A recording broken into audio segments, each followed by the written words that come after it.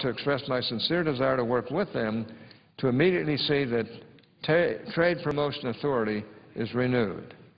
Our nation and our workers cannot afford to wait. Mr. President, I suggest the absence of a quorum. Clerk will call the roll. Mr. Akaka.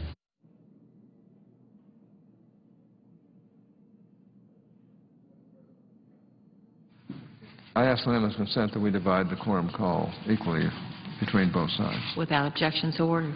Okay, I suggest the absence of a quorum. Clerk will call the roll. Mr. Akaka.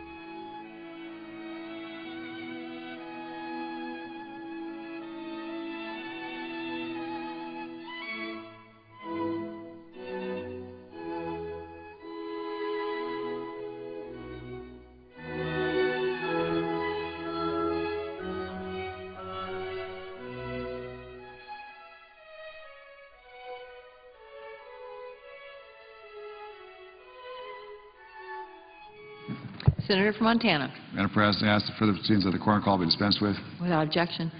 Madam President, I ask unanimous consent the votes with respect to amendments and passage of H.R. 2832, the GSP bill, occur at 4:30 p.m., that all after the first vote be 10-minute votes, that prior to the vote in relation to the Cornyn Amendment, there be 10 minutes equally divided, with remaining provisions of the previous order remaining in effect.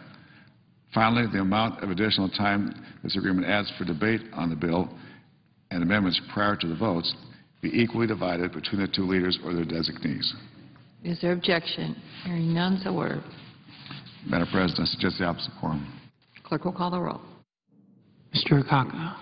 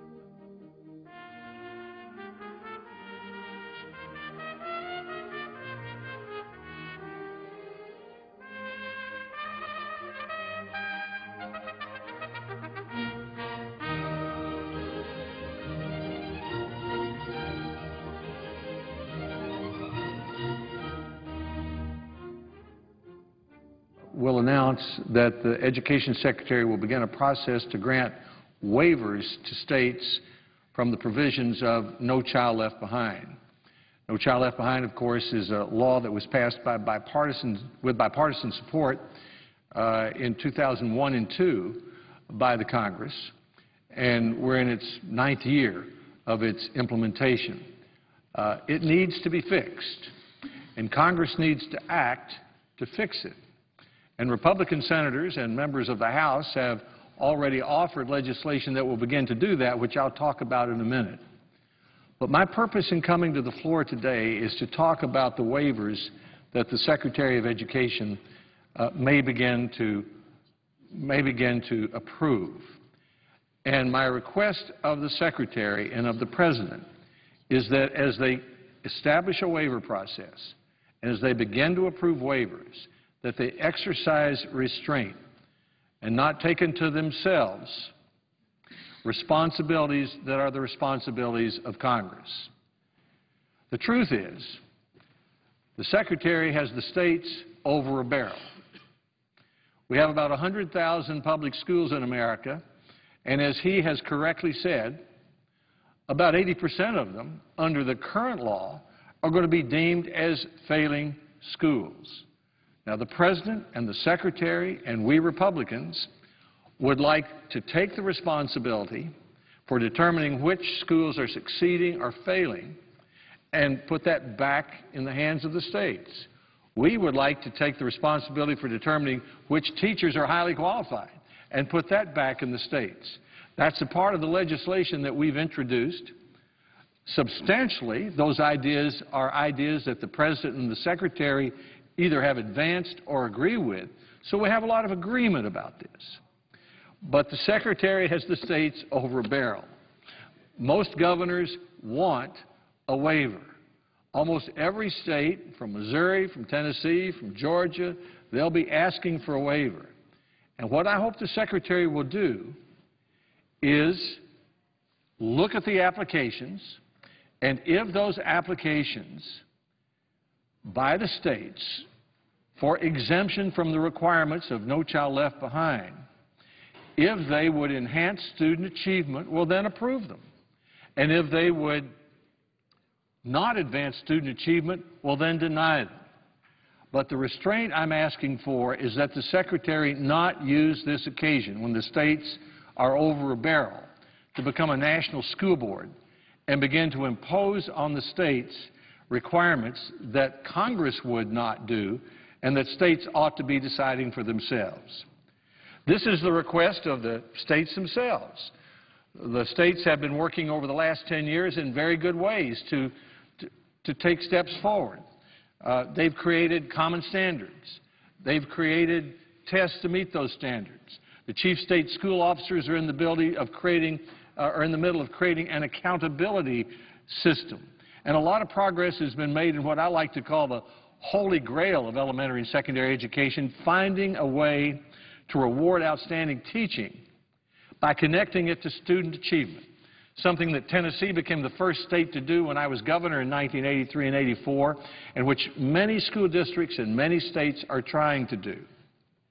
So the difference of opinion that I have potentially with this Secretary and this President on what to do about No Child Left Behind may seem very small. Because let me compliment the President, and let me compliment the Secretary in this way. They've stuck their necks out and taken some positions to help make better schools that aren't popular with their natural constituents. And I admire that. I respect that. They have advocated a number of changes in the schools, for example, getting rid of the adequate yearly progress provision, moving out of Washington, the responsibility for deciding whether schools are succeeding or failing, changing the highly qualified teacher provision so that states can figure that out through evaluation systems. All of those are things that we agree on, Republicans and Democrats, where we may disagree. And the reason why we haven't advanced ahead with bipartisan legislation on No Child Left Behind is what I would call the difference between Washington mandates and approving state requests. Or one might even say the difference between a national school board and giving states the responsibility for making their own decisions. Here's an example of what I mean. There's agreement, as I said, that this process called adequate yearly progress for the 100,000 schools, there are a lot of schools, shouldn't be decided here. It is now. You read in the paper that such and such school is not succeeding or it is failing. It's a good idea for Tennessee or for Missouri or for California to set performance targets to replace adequate yearly progress. But those performance targets ought to be in the state's application and ought not to be required and defined by the U.S. Department of Education in Washington, which could turn it into a national school board. Growth models, the idea of giving states and schools and school districts credit for making progress, sort of an A for effort to go along with an A for achievement. That's a really, really good idea. President Bush in his administration began to permit that exception from No Child Left Behind. But superintendents ought not to be flying to Washington from Nashville and Denver and different parts of America asking anybody in Washington to improve their growth model or even be required to have one if they have some other way to decide whether schools are succeeding or failing. Or let me take another example that I have a very deep interest in. Teacher and principal evaluation related to student achievement. Tennessee became the first state in 1984 to pay teachers more for teaching well. Up to then, not one state paid teachers 1 penny more for teaching not 1 penny more for teaching well. In my office this morning were the 2 principals of the year from Tennessee and the 3 representatives of Tennessee Education Association. And 4 out of the 5 were voluntarily a part of our Master Teacher or Career Ladder program and were telling me how grateful they were for that. But let me tell you this, it was a controversial, difficult effort. It was opposed massively by the National Education Association, whose members this morning were thanking me for the program, because it's not easy to determine in a fair way how to reward outstanding teaching, particularly if you're going to relate it to student achievement, and particularly if you're going to relate it to performance pay. So the best way to do that is to encourage states and encourage school districts to try different ways of doing it and hope they succeed and borrow ideas from one another. That's what the Teachers Incentive Fund has done for the last few years, a part of No Child Left Behind. I fully support that and hope we continue giving money to help school districts who want to try different forms of performance-based pay. But to require a student-teacher evaluation in order to get a waiver from No Child Left Behind runs the risk of school districts all over the state, 100,000 schools, being supervised by a national school board. Now, I have had very good conversations with well-meaning superintendents and others in school districts who say, but you've got to make us do it or we won't do it. Well, I just don't buy that. I mean, I don't think that you can make schools better from Washington, D.C. We can create an environment in which they might succeed. Schools are like jobs. We have a national responsibility for them, but we can't create them here. We can create an environment to make it easier and cheaper to create jobs, private sector jobs, and we can create an environment to make it easier to create better schools. And one of the problems, and then the next thing someone would say is, well, there's no harm in just saying in a federal law or in a requirement for a waiver that you must have a growth model, or you must have a performance standard, or you must have a teacher principal evaluation program. What's wrong with that? Well, here's what's wrong with it. That's not the end of it, because there is the habit then, every time I've seen it, except one time when we passed a law saying the Secretary of Education couldn't do it, of creating regulations to interpret what the federal government means by growth models, performance standards, or teacher principal evaluation systems. And a lot of well-meaning staff members and other people and peer review groups then decide what a teacher principal evaluation system related to student achievement looks like. That's going to be very hard to do, Madam President, since nobody knows what it looks like. That'd be like telling people to, requiring them to drive cars before the car was invented. We have had several good experiments around the country about identifying good teaching, rewarding performance, relating it to student achievement, and relating it to better pay.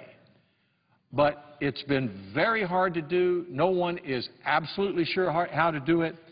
And the worst thing we could do at this time with teacher and principal evaluation relating to student achievement, even though I believe it is the holy grail of school reform, is to impose any version of it from here.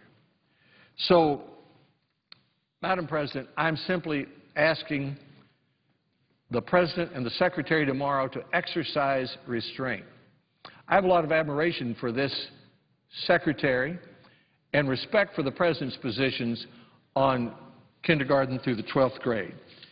Many of the ideas which the legislation advanced by Republican senators last week to fix No Child Left Behind were suggested by Secretary Duncan. He has gone out of his way to work with Republicans as well as Democrats.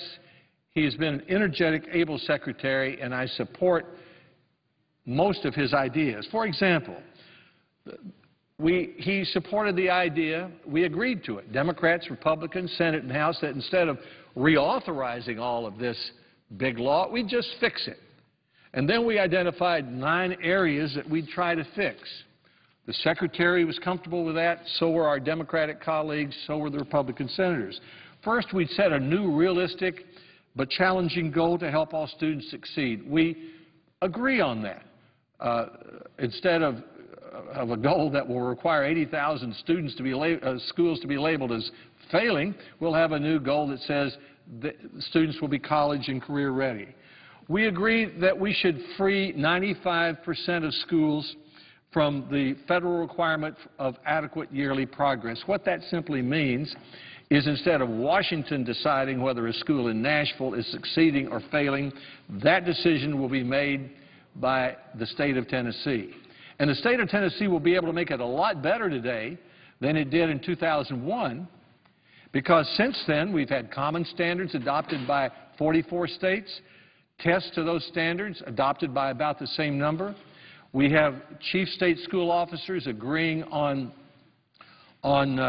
accountability systems. These are the performance targets, the growth models, the other such things. So a lot of work has been done. And in this case of Tennessee, they won the Race for the Top competition, which I also support. So the third thing that we agree is that the federal government would help states fix the bottom 5% of their schools. That's 4,500 schools picked by the states. The Secretary agrees with that. We Republicans agree with that. I believe our Democratic Senate colleagues agree with that. We agree on requiring states to have high standards that promote college and career readiness. We agree on encouraging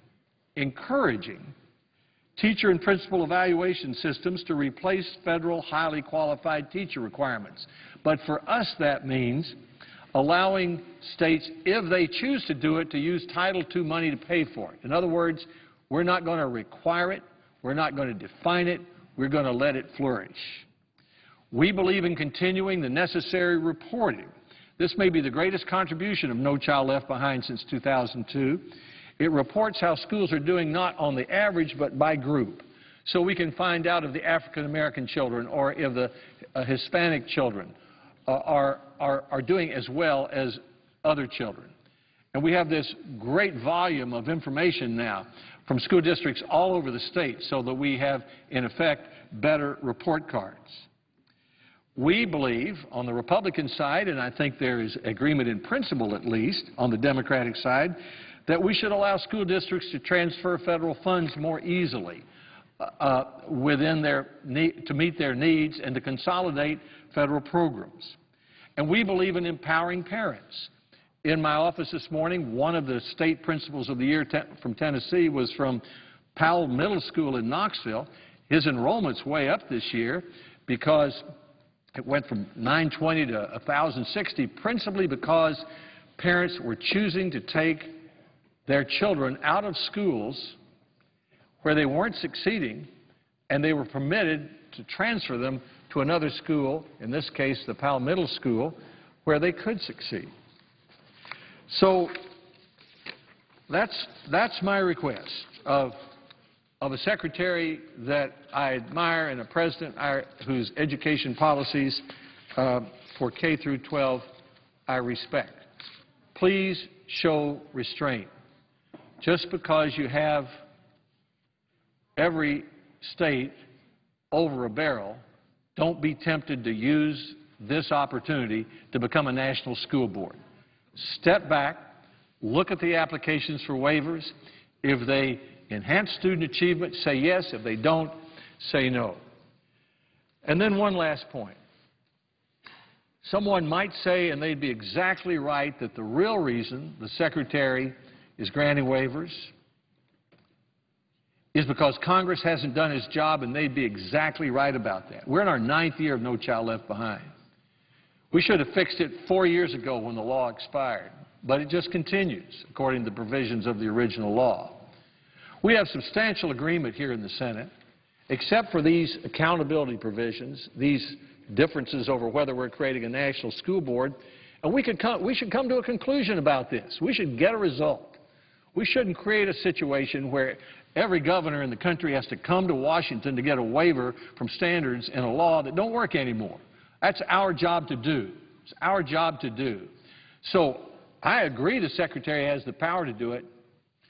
I support his doing it in a limited way.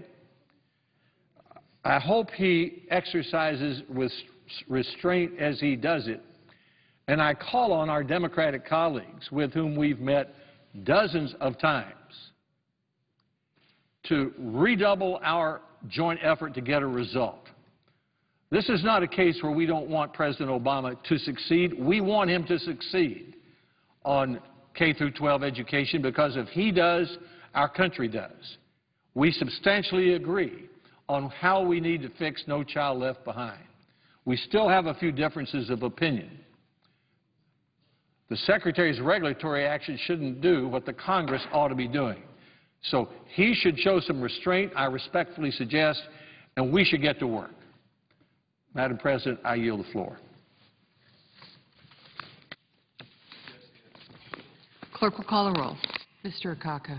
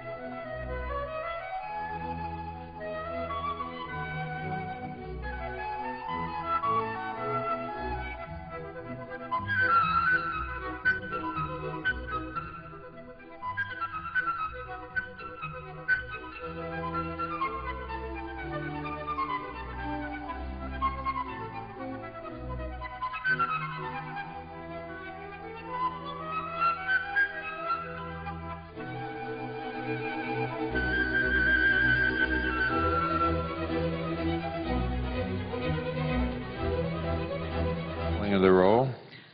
Without objection. Madam President, we are at I asked unanimous consent that I have time to speak as if in morning business. Without objection. Thank you.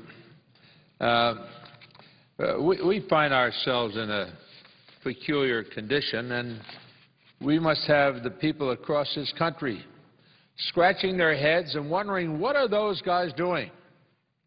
We know that they don't think much of us as it is, and they're going to think less of us now when they see what's happening. We have a tradition in our country. When disaster strikes, we respond. Americans pull together and help each other. That's what we see happening in the aftermath of Hurricane Irene. Devastated New Jersey and other states along the East Coast, and other natural disasters hitting our country across its breadth. Forest fires in one state. We see water shortages in another, problems yet another. There isn't a state in this country that hasn't felt the wrath of a storm or the difficulty that nature presents. But the one thing that we don't see here is a spirit of cooperation. It doesn't extend to some of our colleagues. Look at the House disaster relief proposal. One thing is for sure. It's totally inadequate. Madam President, this is an emergency, and it's just plain heartless for our colleagues to turn their backs on families who are struggling to rebuild their shattered lives. And I don't know what they're thinking, because we know that difficulties have struck all 50 of our states at one time or another, a lot fairly recently. And these people who are saying no, we're not going to give you enough money to deal with the emergencies that we have. And I hope that the people who are in their districts or in their states look at their representatives and say, hey, wait a second, we've got problems here. And these people who are so negatively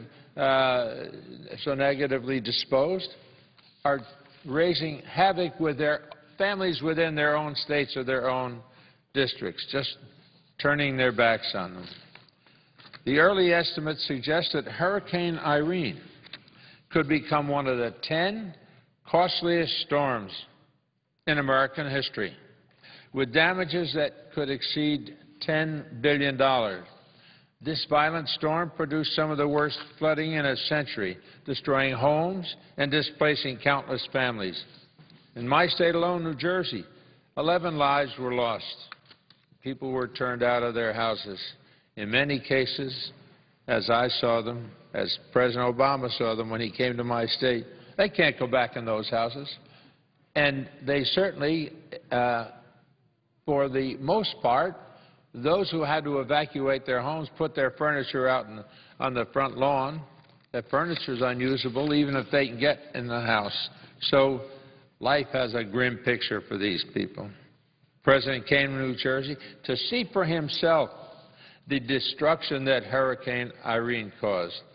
I joined him on a tour of the city of Paterson, New Jersey. It's my hometown. I was born there. It was one of the cities hardest hit by flooding. And we have a picture here. It has lots of pretty colors, but it has a disastrous portrayal. Water all over the place. Bridge just about underwater. We witnessed unforgettable images, streets and sidewalks covered in mud, and in some houses, the second floors were covered in mud as well. Paterson's not alone. The picture shows the damage in Bound Brook, New Jersey. Here we see, again, flooded roadways. By the way, and this in my state, New Jersey. New Jersey happens to be the most densely populated state in the country. We have 9 million people in a very small area. And so when something like this hits, it hits a lot of people in a hurry. Cranford, New Jersey, we seen here of material. Now, this you would call trash. But the people who lived here didn't call it trash. These were their possessions. These were the things that their kids slept on night after night, or tables they ate from every day. Trash. And that's what these people across the Capitol, people on the other side in the House of Representatives, they say, oh, too bad. First of all, we'll have to go find the money if we're going to do anything here. And secondly, we're just not going to give enough money to deal with the problem. We have a city called Boonton, New Jersey. People are unable to get where they needed. There was a bridge there before. It's gone. How do you get across town? Well, maybe you just don't. With Hurricane Irene, we witnessed nature's power to destroy. And now it's time to see the federal government step up, get in there to repair, rebuild, restore, give people encouragement. I saw it with the President of the United States. When the President stood there, people wept when they held his hand. They wept not because it was a sad picture for the President, but it was a sad picture for their lives. They're thinking about their own kids. They're thinking about their own lives. And the President was a sign of relief. The President of the United States is here. He's going to make sure that we get help in a hurry. But our Republican friends on the other side, they say, no hurry, no hurry. I hope that the people in these states, the people in these districts will record these moments. We'll see them. We'll remind them about it. Even before this hurricane struck, FEMA's primary source of funding for cleanup and recovery, the Disaster Relief Fund, was already on life support. They didn't have enough money to do their job. The fund was depleted by recent tornadoes, flooding that wreaked havoc across the Midwest and the South, and wildfires that ranged in the South and the West. So here in the Senate, we passed a bill, and it wasn't easy. And a lot of our colleagues stood up to the assignment and said, okay, I don't necessarily agree, but I agree conceptually, and therefore I'm going to agree to put $7 billion in funding available to help victims of Hurricane Irene, as well as recent tornadoes and wildfires. Our bill provides funding to get us through the end of the month because our fiscal year ends at the end of September, just a few days away, and to support emergency needs when the next fiscal year begins in October. And last week, 10 Republicans had the guts to stand up and say, I don't care about whether it's the Democrats who are proposing this. I care about the people it's going to serve. And they stood up and they voted with us. Took courage. They stood up for their constituents. People across the country are trying to rebuild their lives. This was a courageous vote for them. And it shows that there is partisan support for the Senate Disaster Relief Bill.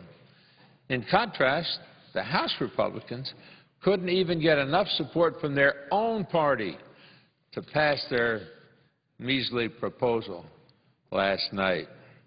It's time for them to embrace the Senate plan on disaster relief and stop using disaster victims as political pawns. Who are they going to get? Going to hurt Obama? Going to hurt Democrats who are in office? No. The pain goes to ordinary people who work for their lives and take care of their families and are proud of America and serve in our military. Those are the people that they're saying no to. It's too bad. It's too bad. A lot of these people are veterans and have come back from dangerous duty. They go home. Their unemployment rate is high, and very often they're rebuilding their lives and if they have a home, a domicile in these areas, can't help them.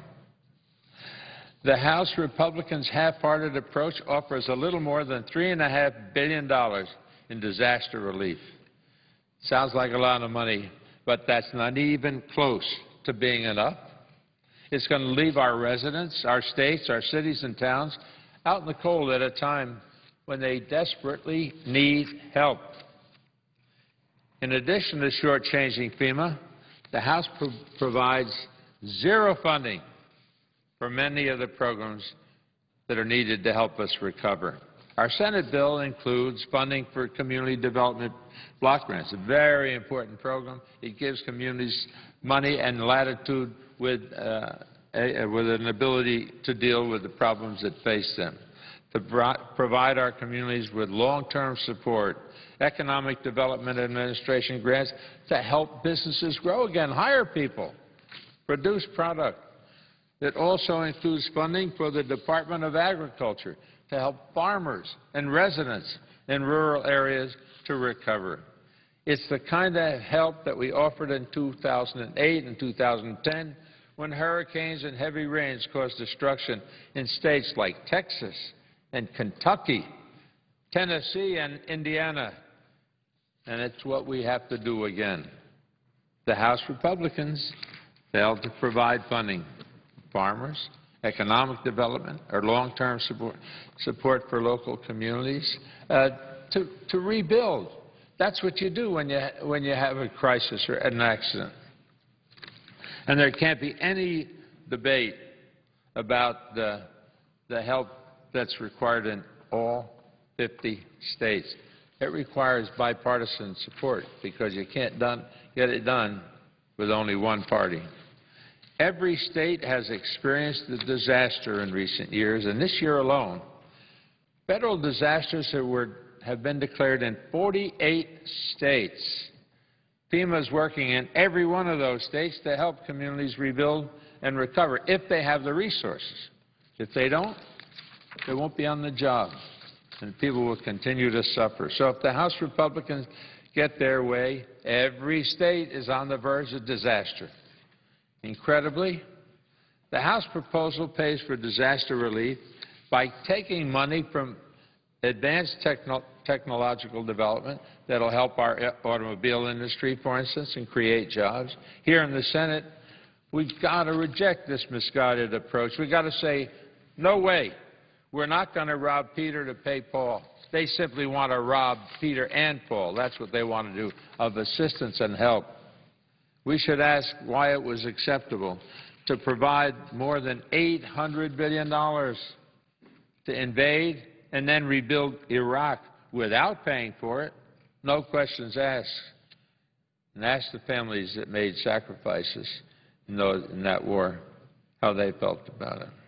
But we turn our back on them. That's what we've done. But when the time comes to rebuild America, some Republicans want to hold the money hostage until painful spending cuts are inflicted elsewhere. They're gunning for the President of the United States. They think that they're going to be able to smash President Obama's accomplishments, getting people, a couple of million people to work, the packages that got America, that got the decline stopped where it was and started to turn around. Got to remember something. I was the senior member, Democrat member on the Budget Committee when these reckless tax cuts came up for the wealthy. Cost $700 billion over 10 years. They were approved without being paid for. It's pretty clear when it comes to giving big tax breaks to millionaires, billionaires, the wealthy among us. And, Madam Chairman, I say this without meaning to boast. I ran a very good company that I helped start with two other fellows, now employs 45,000 people. We're with three of us, and I, with my education being paid for by the government because I served in the Army for 3 years, and I got the GI Bill. So I'm telling you this, and I'll tell this to all of my colleagues, and I hope they hear me. I think it's time for people like me who've made money to pay something back to give strength to our country and not argue about whether or not they should be able to, that they pay enough tax. They don't pay enough tax. Warren Buffett says they don't pay. They listen to him that they don't pay enough tax. It doesn't hurt those of us who've been successful the least bit to pay a few more percent in taxes, and you can feel good about it. Look in the mirror after you put something into the value that your country needs, that strengthens the working class of people. It tells them, listen, we've gotten our share, and now it's our responsibility to give back some part of that share. It's pretty clear. When it comes to giving big tax rates to millionaires and billionaires, the Republicans don't give a second thought as to how much they cost. But to our country's disaster victims, they have to go to the back of the line and wait their turn. When disaster strikes, victims don't want us to reach for the budget acts. They want us to extend that helping hand that get their lives back started again.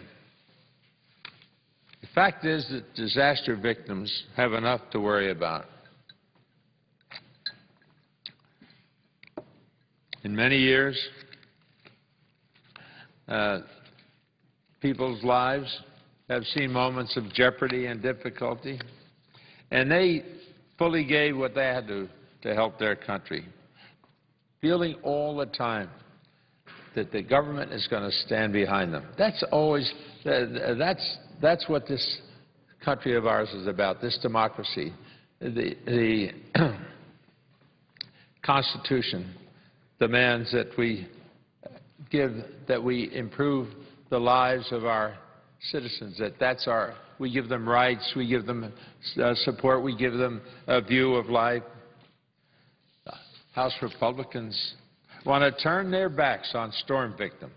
A lot of them are new here. They ought to enjoy these terms because they may not have another one when the public finds out what they're doing. Turn their backs on storm victims, local communities, regional economies, and farmers. Their proposal will cost us jobs, and I hope their jobs will be included in it when it comes time next year to vote. I appeal to my Republican colleagues. Stand up for those who live in your states, including your neighbors, including the state's children, including the state's families. Remember this, Republican senators, Republican House members, that you represent people across political lines, across religious lines, across all different lines. And your obligation is to take care of those people when they need help, to give them some support, to give them some hope, to give them some vision. That's what we're supposed to be doing here. We're supposed to be encouraging our citizens, our constituents, and not simply turning our back. What we ought to have is a camera in here that shows that every time people vote no on issues and make sure that it's clearly understood when people turn their back on their fellow citizens. We face serious fiscal challenges in our country, but we cannot put a price on human life. And nothing is more important than keeping our communities, our families, and our economy safe. With that, I yield the floor and note the absence of